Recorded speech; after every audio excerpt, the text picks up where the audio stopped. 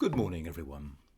The great writer, thinker, and social commentator George Bernard Shaw famously said, "It is impossible for an Englishman to open his mouth without making some other Englishman hate or despise him."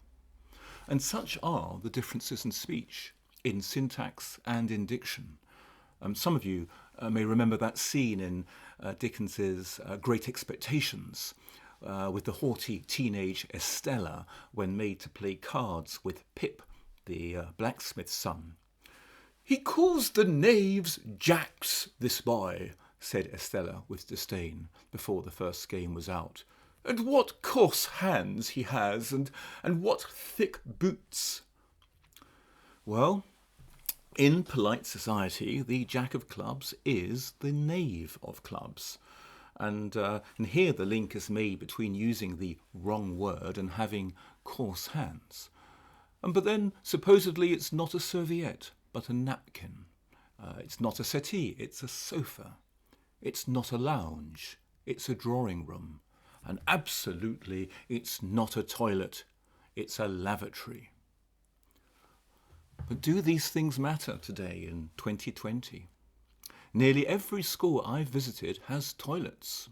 Though I was at Harrow School shortly before lockdown, and there are beautiful signs proclaiming lavatories this way. But this is now, well, it's rare.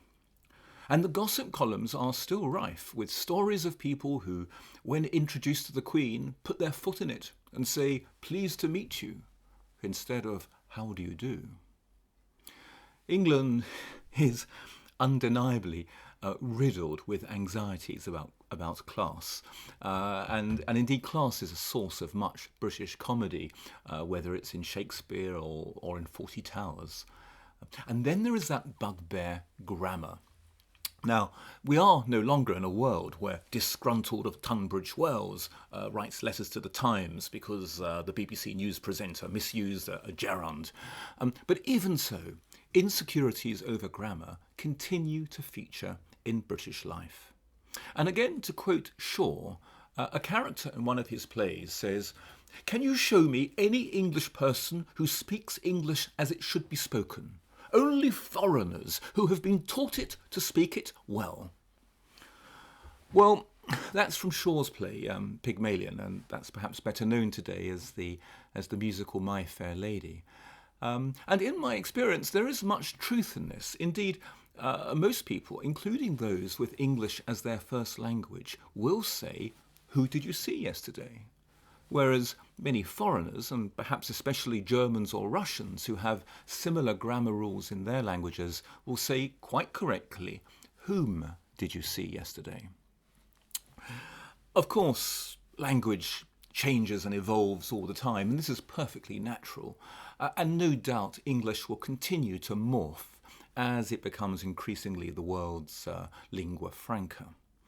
And for my part, I have long lost the need to police what my pupils are saying and writing. But as my students and indeed my work colleagues will know, I do often remark on a grammatical misuse, but it's more from a point of view of grammatical interest rather than "you have this wrong." An ear for grammar, for syntax, for diction, arguably makes us better listeners, and if nothing else, this is a reason to take an interest in language. But, language has evolved and for hundreds of years, and it will continue to do so. Shakespeare uses the phrase "more better" several times in his plays, and generally today that would be considered wrong. So, what to do? How should we use language today, and does it matter? The beauty of English is precisely its plasticity and how it lends itself to rich, varied use around the world, to dialect and to slang. And I do need to mention the subject of English teachers.